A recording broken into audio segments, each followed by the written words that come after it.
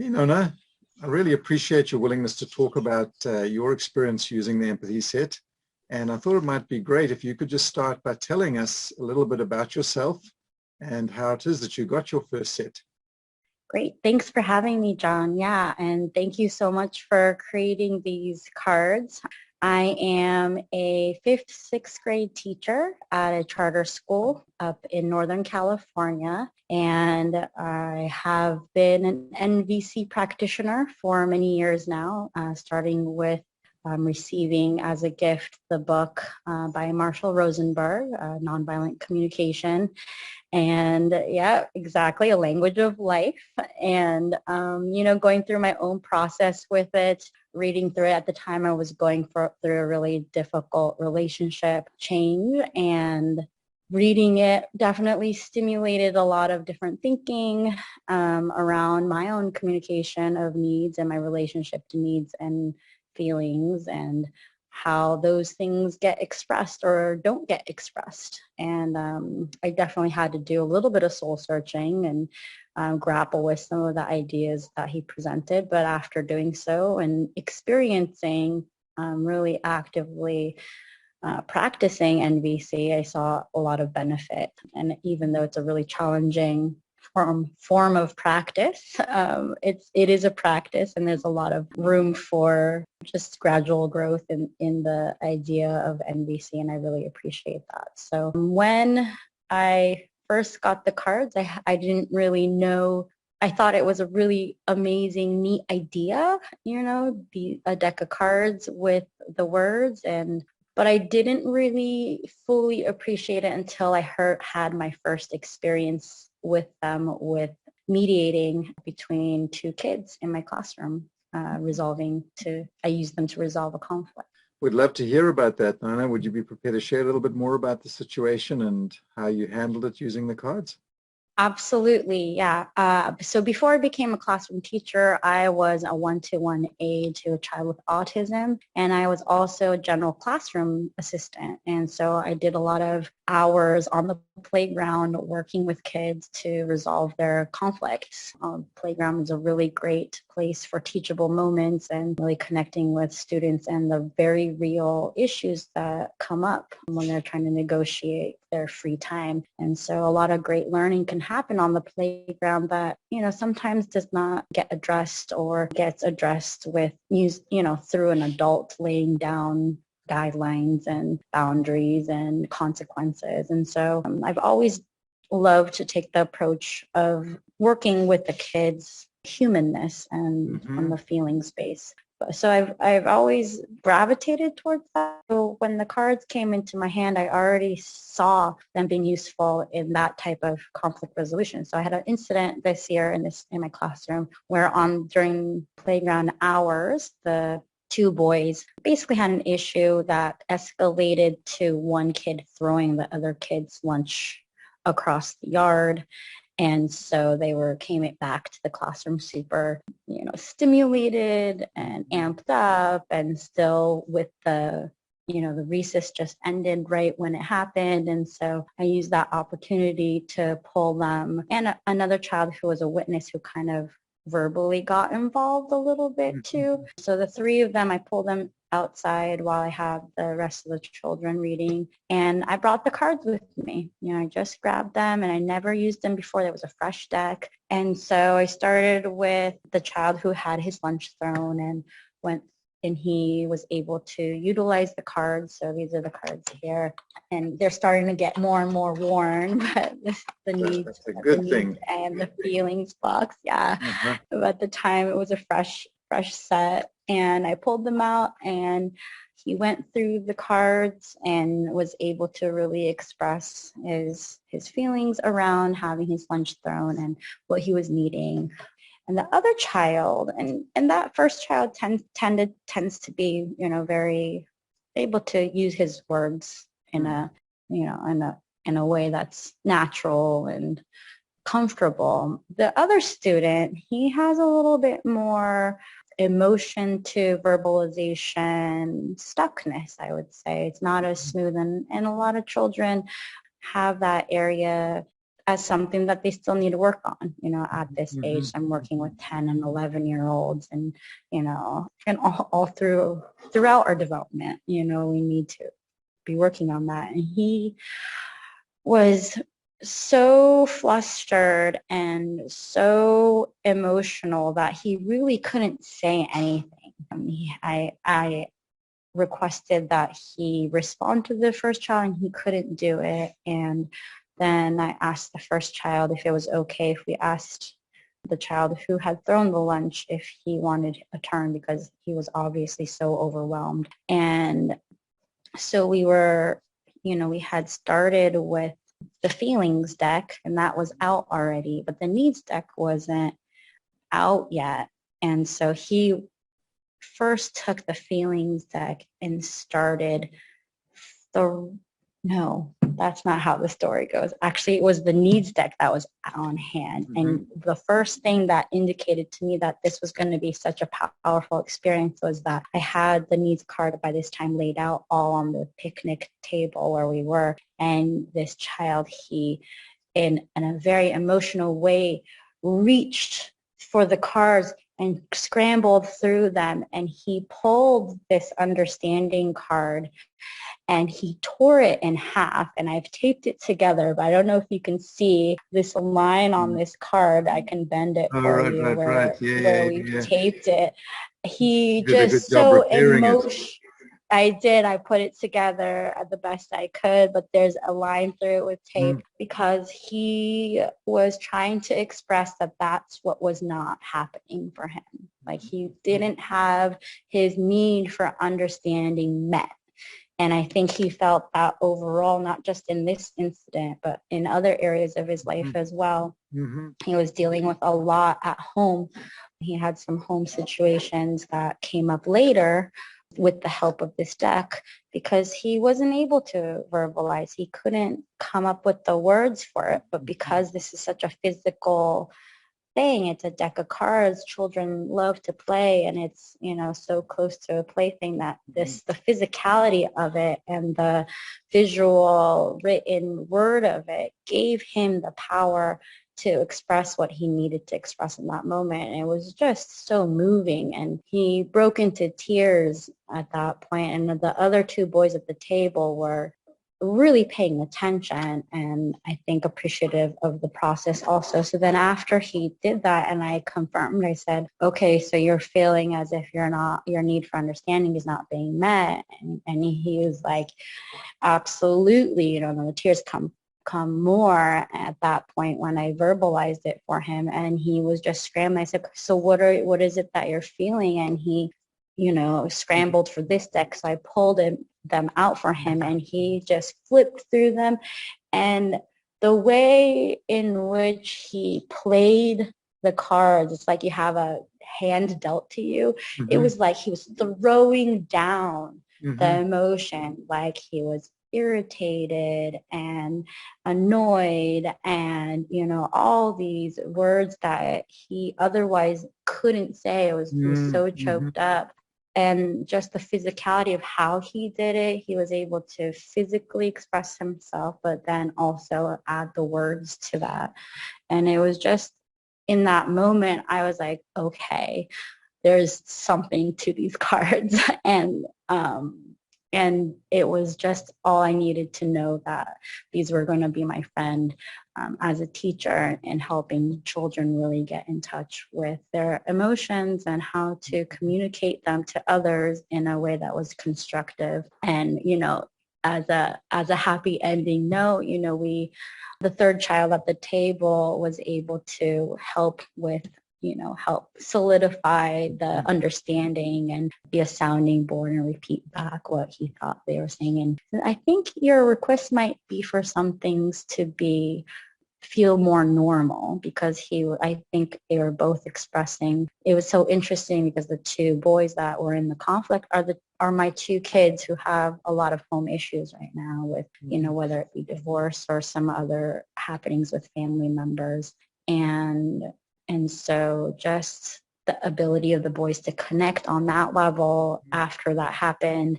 And the third boy to say, you guys, it sounds like both of you are wanting your life to feel a little more normal. It was just a moment of empathy and connection that the cards really facilitated. And then now, fast forward, that was at the beginning of the school year, and fast forward to, spring semester, almost the end of the school year, those boys are good friends. And, they're not the closest because they're in different grade levels and they don't generally hang out that much, but they are so friendly to each other within the class and work well.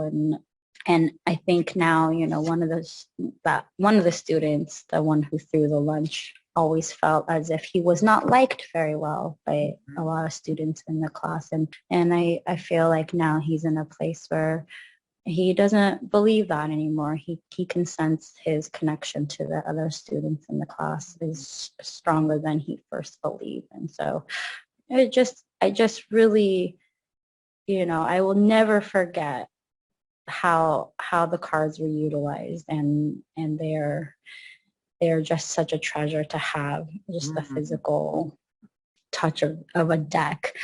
And I have other stories now too, now that I'm, through a lot of my I'd love school to hear year. that, Nona. The one comment I wanted to make, it seemed you were really fortunate also. You were holding the space for the three boys, but also holding the space for that third boy to really play the role of the mediator. So, because I was really thinking that young boy was also able to participate in a meaningful way and help the two that were experiencing the direct conflict to see their commonality, to see their shared experience, to help sort of almost like solidify or bring home the empathy that they were expressing for one another. And from that understanding, which was so interesting that was the card that was sort of symbolically torn, that it led to this new place where they can be more friendly, more peaceful, as you say, not necessarily buddy-buddy, but they were able to move on and to find a better way of relating to one another. Absolutely. Yeah, I think that the process of witnessing, I think, was really powerful for the third born. I did, I really wanted him to also be included in that experience, because I think I know that he doesn't particularly have the best modeling at home for that process of empathy and expressing understanding. So yeah, definitely a benefit all the way around. And I think we walked away from that conversation saying we actually really don't know what might be going on for another person, and that we really need to be sure to be gentle to each other, because we just never know what kind of human experience another person is having. Yeah, powerful and beautiful. And thank you also for your role in leading that and holding that space and having seemed like an intuitive sense of grabbing the cards as you rushed outside to manage the situation on a busy day as a teacher. Thank you for making it so easy. It's just, it's just a good deck of cards, it's just the simplest thing, but there's so much power in it. So I really do appreciate it. The kids did note, some of the kids said, hey, I think this is really brilliant because you could read it going either way, right? There's no upside down, and the kids really appreciated that. I said, I will tell my friend who makes these cards because the kids. Handy, yeah, but you're right. It's so instead of them having to try to read it upside down. Well, the other thing that I want to comment on that I thought was so interesting was how, we all emote physically, whether, at whatever age we're at.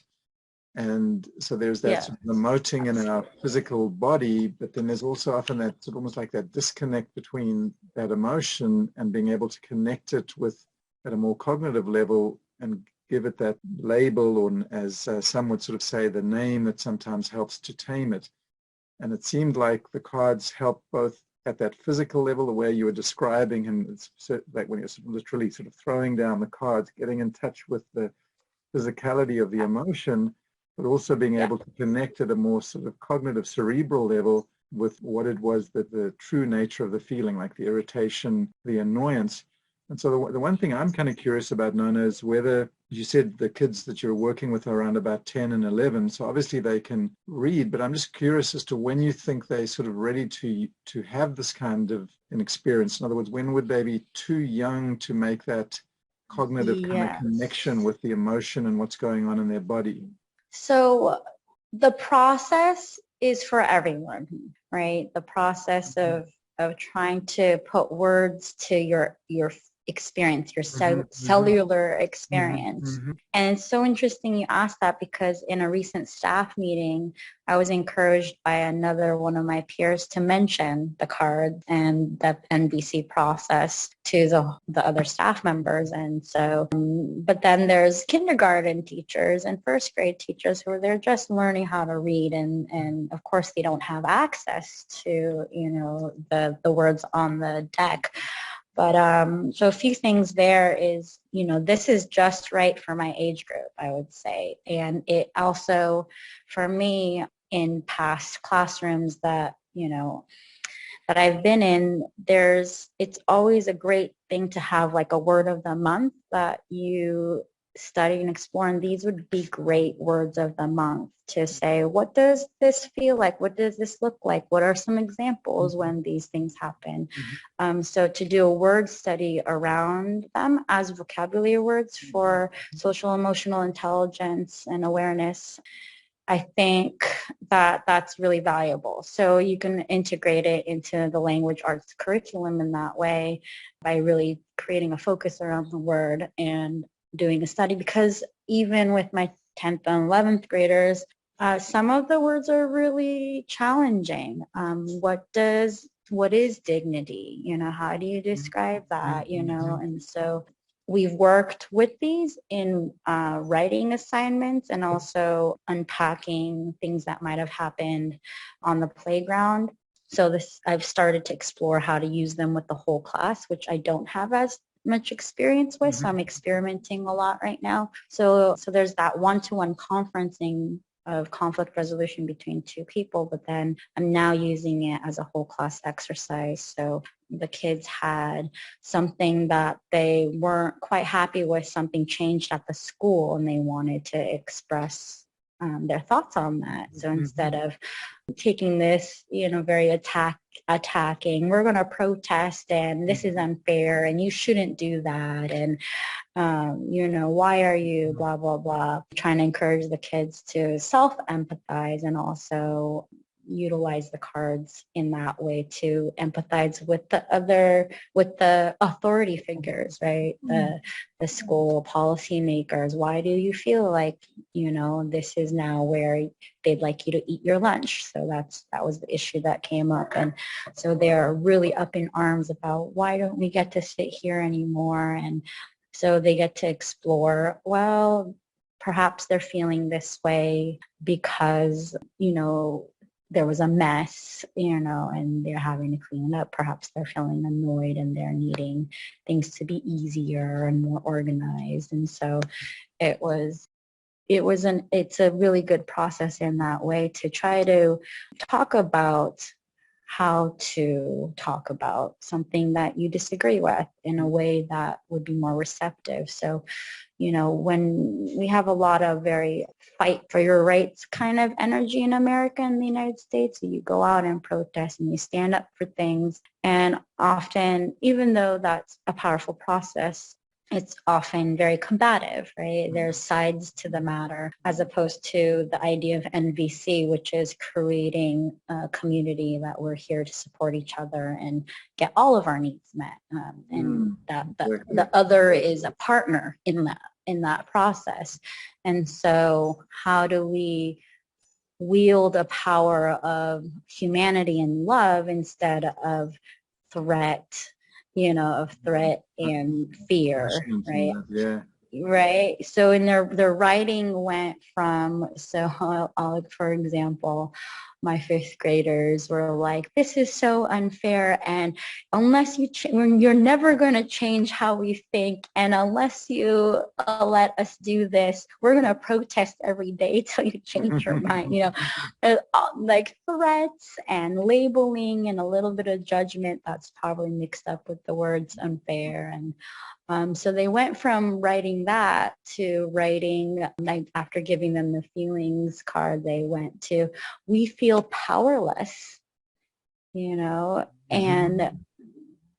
we're feeling you would like to, we feel like we don't have any say, and we'd like to be able to have our lunch spot, and it was just, I said, when I hear, if I imagine myself as the person receiving this letter, the first letter will make me feel like I want to protect my heart and like kind of put like a wall up. But when the second letter, my heart opens and I'm like, oh my goodness, I don't want you to feel powerless. That is not how I want my children to feel. So just that little bit of shift that the cards can give as a tool, and they love, even though they're like, oh, the cards sometimes, right? Like it's just this process. But once they have them in their hand, they just go through them. It's just really just a natural thing to have this tactile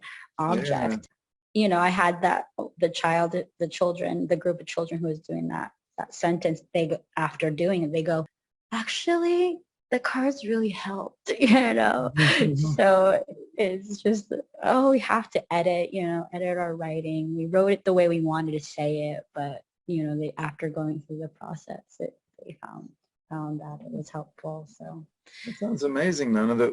To me, yeah. 'cause I think sometimes in those tricky situations, there's always that raw energy in the moment that has to be acknowledged in some ways. And as I was listening to it, sounded like you guided them first through sort of self-empathy, where they could connect with their experience, as you said, sort of what we're feeling, whether it was the frustration, feeling powerless, wanting to have a say and be involved in decisions that affect them first, before being able to get them to look to the other person's experience and to start recognizing that everyone has feelings and needs, and that when we can start making those shifts there, that's really the basis for resolution, when we can acknowledge one another's feelings and needs, and like you say, find a solution that works for all, rather than a divisive us versus them adversarial fight sort of stance that often doesn't produce results. It just produces more unhappiness and strife. So I don't know if you had any thoughts about that, but it did seem to me that that's what you really did, was first the self-empathy, and then you shifted to getting them to be able to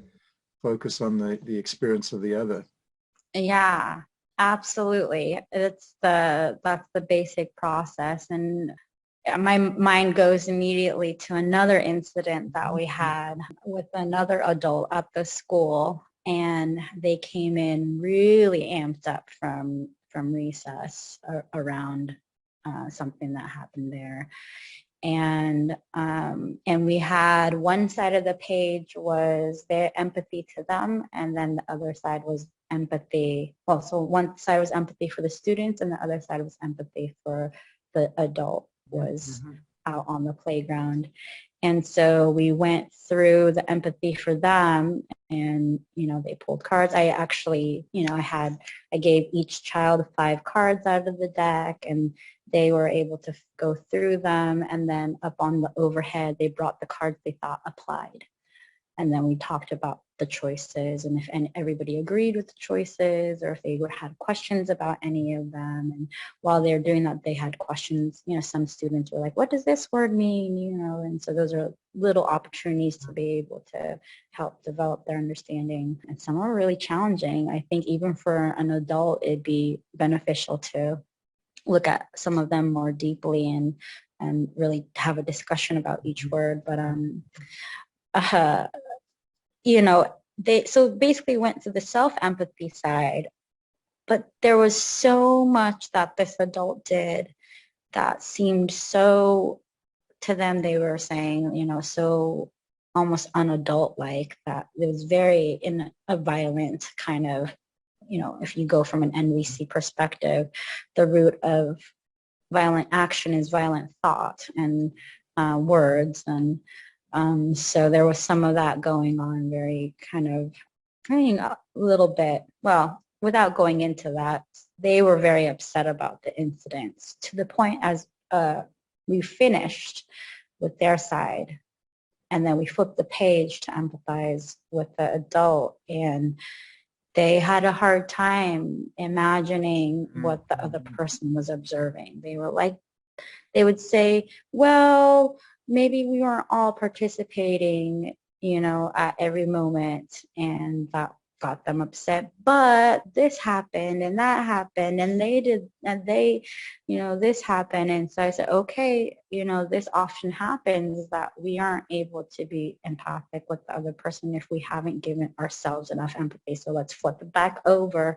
Let's add those observations back in a way that's in as non-judgmental a way as possible. So we did a lot of flipping back and forth that day between, let's lay on more empathy. Let's lay on more empathy. And eventually, with the help of the cards, we made it through empathizing with the person.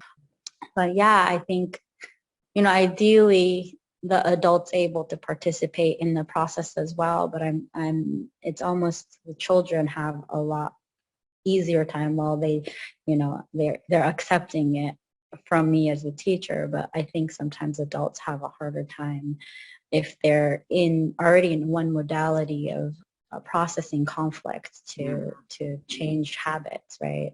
But well, I was wondering, in that situation, did the adults participate in your process?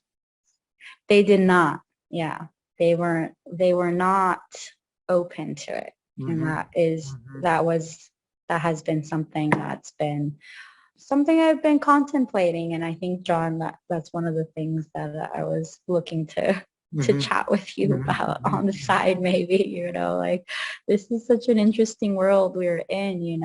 I understand, because reading the book, I had to look at my own issues around needs and feelings. And Marshall points out that there are a lot of them in our society because of the way we're raised, because of societal structures of power even that are possibly intentionally placed upon society to keep us from being able to resolve our conflicts in a way that unites all us people, right? So if our communication is keeping us in conflict, if our thoughts patterns are keeping us in conflict, our habituations, then we're never going to get together and be able to get past our differences.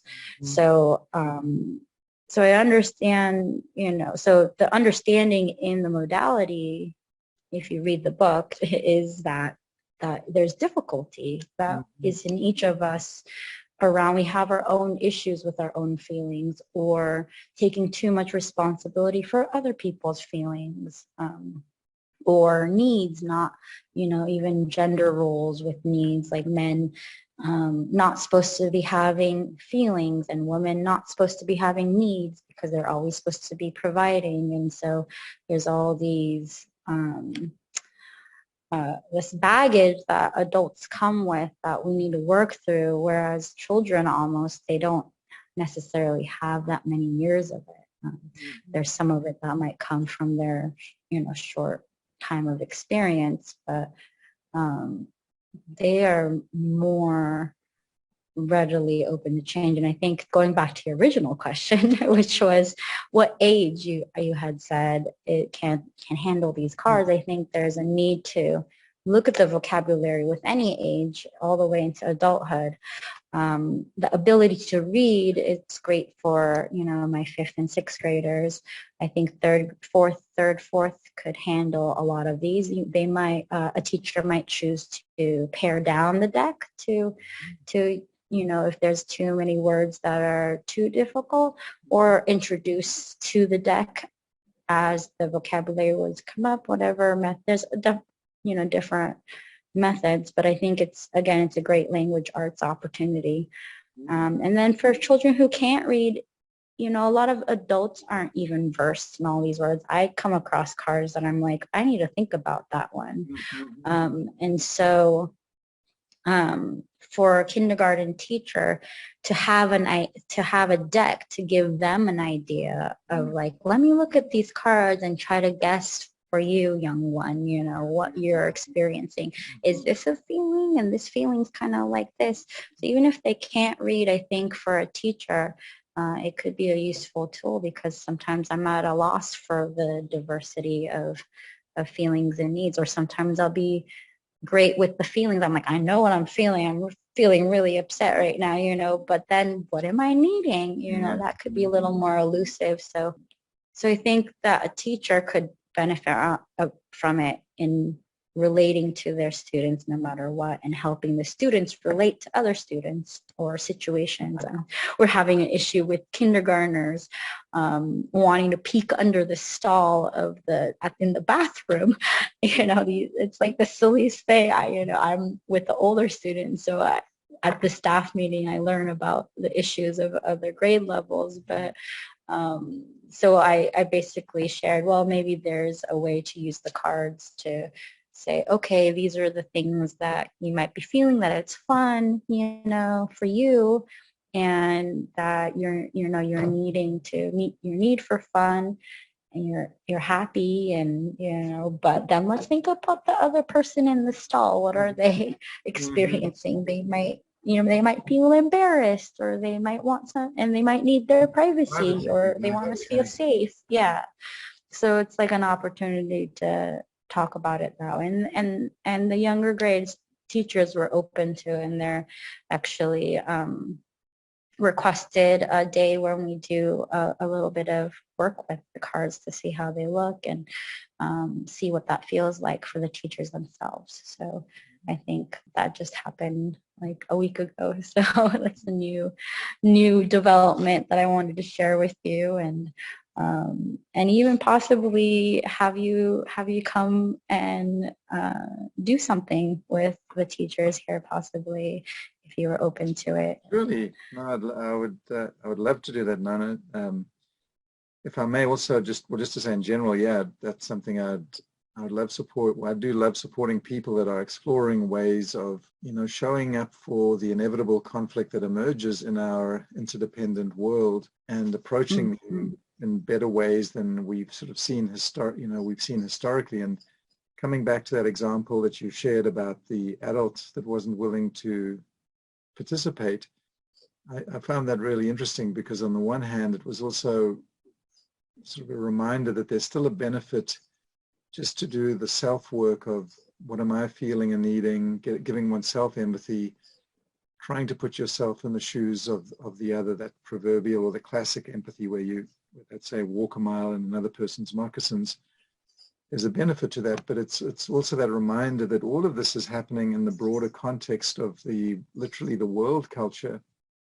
And for the most part, we still have, it seems, an attachment to power over hierarchical structures in terms of how we look at the world. And so when you have an adult, or as the kids would say, a grown-up that's attached to their power, they may not see the need to participate in a conversation, and that can be hard, and it can sometimes lead people to feel a despondency, to be discouraged, to think, you see it, these don't work.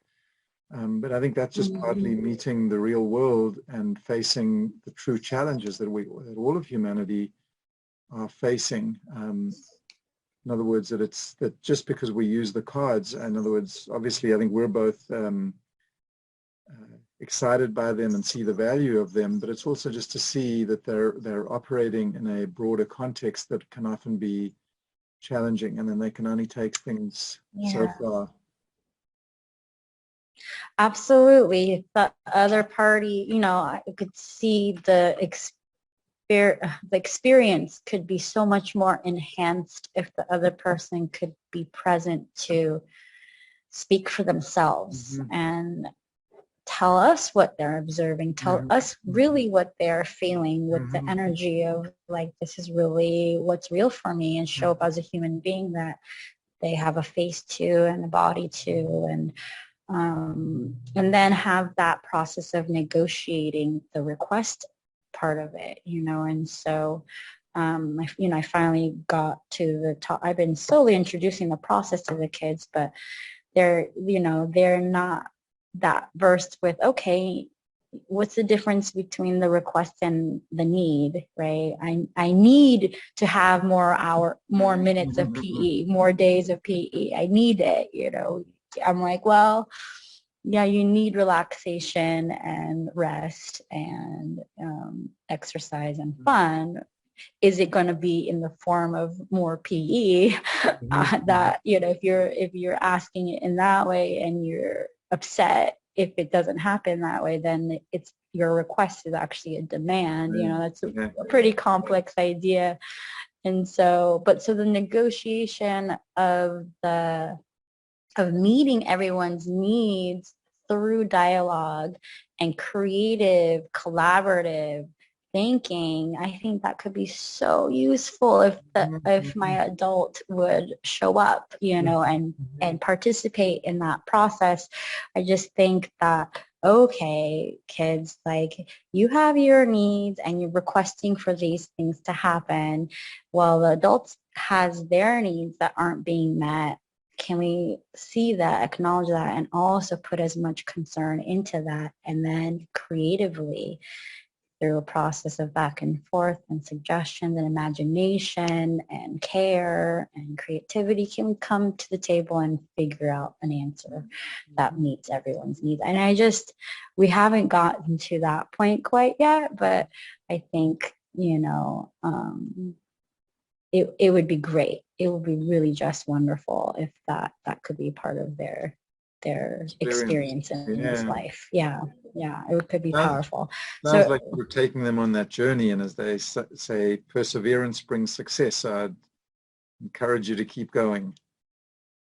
Absolutely, thank you. Yeah, and I think it's definitely valuable. I think what you're saying, like, we're in this container of a world that doesn't function in this paradigm, and how do we prepare the kids who are learning this process to grapple with that? I think that's a piece that I still need to address, and I know that Marshall talks about, well, actually, the most powerful thing is, even in the face of someone operating in a different way, who's coming at you aggressively or in a hateful manner or non-peace creating way, how do you still remain true to your core values of being peaceful, of being for nonviolence, and for being on everyone's side, so to speak, not having no sides. So I think that's something that I need to introduce to the kids, because otherwise it could be something frustrating for a young person to go through the process and then go, wait a second though, like, no one else is doing this. Why am I putting so much effort into this or whatever it is? What you're getting at, Nona, though, to me is really so. It's a hard lesson, but it is the way in which we're going to break that. What I just sort of see is the reactive cycle of saying, well, if the adult did that, now that's going to justify us reacting in kind. And as long as that's the consciousness, if reactive, then we just keep going around and around. That's where we literally get back to an eye for an eye, a tooth for a tooth. And that what we really do need is people to be bigger. And that's sometimes hard to say, be the bigger person, especially when you're talking to the kids and they're saying, but the grown-ups should be the bigger persons. We're the kids. But that's, I believe, is actually what it's going to take for our world to change, is that willingness to say, even though it's not fair or not right, that I'm the one that's going to have to be that, to step into that bigger space. But that's really what's needed, and I think that's been the tragedy of humanity and history, is that we're trapped in these reactive, you hurt me so I get to hurt you back cycles that we a lot of the time are unwittingly perpetuating. Yeah, it's a tough one. Where do you start with the change that you want to see? And yeah, it's definitely I think with ourselves, but children are so able to, they're so capable. And so I'm definitely going to encourage them to, take on the empathic path, because really, you know, it's like, what can you imagine is going on for the other person that is leading them to behave in this manner? And I keep on saying something that I worked with a behavioral consultant in my previous work with the autistic child, and she said always, there is a root to every behavior. Every behavior comes from the need, and Marshall says the same thing. And so, no matter what it is, it could be lack of skill to get those needs met, but there is a human being behind every behavior, and they're needing something. And so the best change to the behavior is actually trying to figure out what that need is, and helping it get met. Yeah, no, that's amazing wisdom you're teaching your kids. That idea that any resistance, or as you say, even any bad behavior, behind it, there's an unmet need.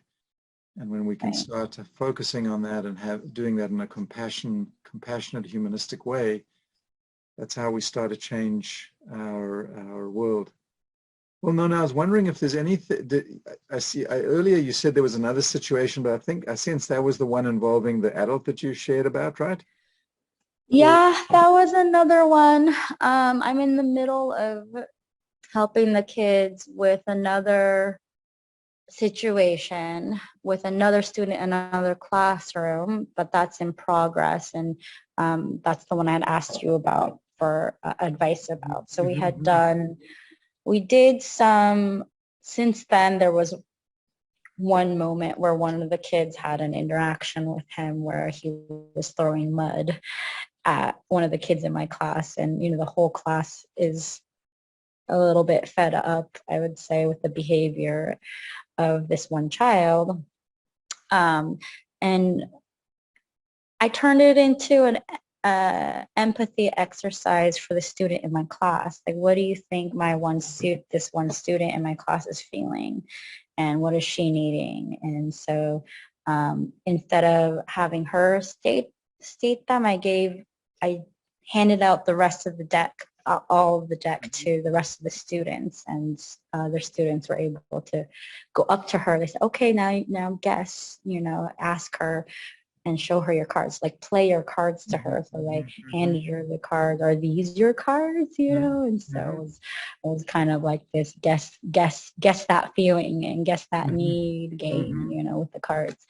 And so that, I thought, they are still, it wasn't a perfect resolution or execution or anything, but the kids still got that practice of doing the guesswork of, is this how you're feeling? And if I was in your shoes, I would feel this way, and I might need these things. And so that was something that came out of that. And we still need to go to the other side and think about the other kid involved and imagine what he was, feeling and needing.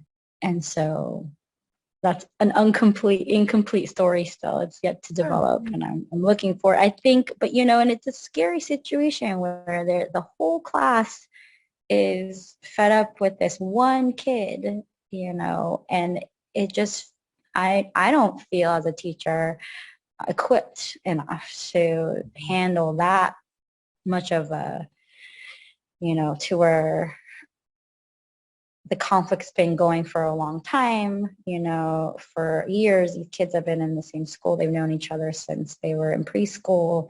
And so they've just kind of pigeonholed this one kid as the annoying one. He's the younger brother of one of the kids in this class. And so he's always doing this and he's always doing that, and he's hopeless, and we've given him chances and he's just a bad nut, or, whatever words they use to basically say that. So it's an intimidating situation, not knowing as a teacher how to mediate between a group and an individual. I know one-to-one is more even, and I could, make sure that that stays as a safe space, but a group of kids, thinking, feeling, needing things from one kid, that's a really much different kind of situation. Yeah. So I think though, this helps me feel more brave to start to address what's going on. Right. So I think that was the start of it. The other thing I know, I think you're right though. And I have to imagine there are other teachers out there that are facing similar, like really tricky, situations, like intractable conflicts that have been in place for years, with all of the sort of the classics that adults do, stereotyping, putting people in the box, taking hard positions, being aggressive in terms of how they approach things. And it's happy. It's nice to hear that you have been finding value in using the cards. The other thing that I noticed, which I thought was interesting as I listened to you, Nona, was that you both seem to be using them in response to situations that are emerging, of trying to, how do I creatively give them the tools to be able to talk or approach the situation that may otherwise be tricky or difficult. In other words, it keeps them in a safe, relatively safe lane if they're just expressing feelings and needs. So you are using them to respond to particular situations, but also, as you alluded to earlier when you're saying, put one card up a month or have a conversation about them, to me, that's the sort of the preventative skill development that we do when the going's good. You don't have to wait for a crisis before you pull out the cards, and that there's a lot of value in just familiarizing the class, your students, with them in the good times, so that they're ready for them when the trickier moments come along. But that was something that I heard you were sort of encouraging, or just sort of saying you're doing it yourself, but encouraging other teachers to think of it like that as well. Absolutely. Yeah, I definitely think that, they could be used in that way, the words. I was in a classroom when I was an aide to a teacher who did that monthly culture building. Like, what does it look like to be respectful? That could look different for different people. And what does it feel like? What does it sound like? Going through all that process and leaving it up on this month's, culture board or whatever you want to call it. So that's super useful, I think. And then, you were talking about almost preventative when you said when the times are good, made me think of something else that I would love to do more of that I haven't done very much or haven't done yet with the cards, is doing Marshall's Rosenberg's gratitude practice with the cards. So there's in the deck not just needs not being met, but needs being met feelings. And so I think that those are, I bust them out in times of crisis, but to be so in tune with that they come up during moments of gratitude, I think it's harder to remember. But I think it would really be a good practice, a beneficial practice to actually, have them on hand during moments of celebration, or if I have a lot of feelings of overwhelm because the kids are doing, really in a good learning zone or being helpful or kind. I think that even if I could model more of that and invite the kids to use this same modality for moments of celebration, I think that would be really a good addition. I haven't gotten that far, but I can envision what that would look like. And then I did start the school year with this age group also with a each one teach one activity, which was each group got a set of a few words and they looked them up in the dictionary. I think I gave each group 3 or 4 words and they looked them up, and then they all that little group broke up and each of those became experts on those words and then mixed in with experts from each of the other groups, and then they shared definitions of words. And then I've done like acting out of the feeling or what doing little skits. So there's all different kinds of methods for actually doing a word study that was endless possible. And I'm sure teachers Wow. out there have a lot of that already as far as, I was going to share a fun one that I've sometimes done is where the person gets the card and then they've got to act it out and the others have to guess, almost like charades. And then what card it is. wonder what card it is. Kids love that. Yeah, they do. Although it's not in the deck, I would always include a card or just a word to say, to give someone to say act neutral. And that would often be the hardest one for for them to do. But yeah, that sounds great. Well, Nona, I've really, really enjoyed our conversation and just hearing about your experience, how you're using them. And you inspire me in terms of your courage to move towards these challenges that you're sort of in a natural way facing, your desire to approach them in new ways, more humanistic, more heart-centered, more caring ways, and trying to model and take your students on a journey of how to communicate their valid feelings and needs, as you say, both when things aren't working out, but also equally when things are working out, both when there's a willing person to have the conversation with, but also to see the value of being able to do the work ourselves when the other person isn't ready. But as you also wisely point out, and I see sort of orienting and preparing your students for the real sort of world, is how do you start engaging with those that don't want to come to the table? How do you still maintain that respectful empathy for their experience, as frustrating and as difficult as it may be when they're not willing to sit down with you, and to keep recognizing that behind their resistance there's an unmet need. And it really does give me a lot of hope for our future, knowing that there are, the future generations are being oriented and taught this, because as you said, that literally, I suppose we could really say the need to be able to express feelings and needs starts at birth and ends when we take that last breath. And where we intercept folks along the way doesn't really matter. There's always an opportunity, whether, as you said, with a kindergarten teacher, to be the one that's trying to sense more accurately what they're feeling and give the word to the child, and then the children at your stage of life being able to take ownership for the self-identification of both what they're feeling and others are needing. But as we close off, I don't know if there's a final message you have, Nona, that you'd like to share. Oh gosh, just that there's so much potential in such a simple thing, and it's just the format is so student friendly. Just the fact that it's a deck of cards and it's tangible and readily accessible, and the whole class can participate, or you could just use it for one student just for themselves. And so there's so much versatility and ways to use it. And I'm just really excited to find more and more ways to utilize the deck. And one of the ways I think that I want to start using the deck is even for the small things that I experience. Sometimes I have irritation around, kids leaving things out or this or that. And I think I want to have them on hand so that I can do a quick one just to say, oh, really quickly, okay, here are my feelings around this observation. Here's my needs and this is my request. What do you guys think? And, even teaching them Marshall's way of saying no. If a no is actually a need that is still being needed to be met by the other person. So a no is not really a no. It's just, well, can we negotiate because I have needs too. So yeah, so much more. I'm still a beginner, and it's okay to experiment. There's still something worthwhile that comes out of just giving it a try. I think that's another lesson that I've been learning over the past months as I explore my inexperience with using them in a group setting.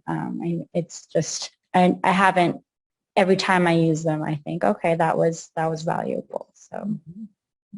It sounds like you're learning as you're going. And the other thing that I hear is that you're almost saying, I'm only limited by my own creativity, and that there's an abundance of ways in which you haven't even foreseen that you'll use them. But for the most part, your experience has been that they've done no harm. They've just been a force or as a tool for good that's been helpful.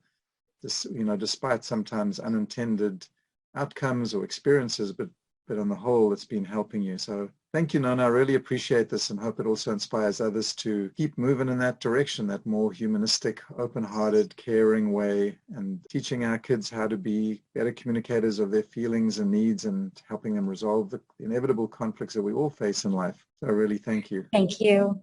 Well, no, thank you, John, for having me and also for creating such a wonderful tool. Appreciate it. Great.